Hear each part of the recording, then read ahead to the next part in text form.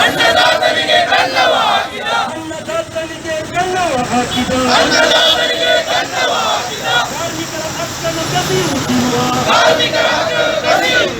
ಕಾರ್ಮಿಕರ ಹಕ್ಕನ್ನು ಕಸಿಯುತ್ತಿರುವ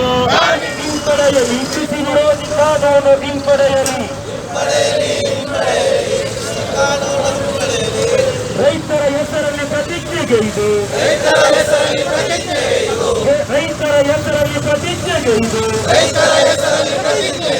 ಒಳ್ಳೆಯ ದಿನಗಳು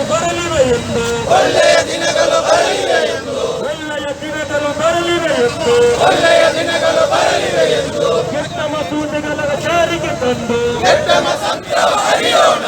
ಮೋದಿಯ ತಂತ್ರವ ಹರಿಯೋಣ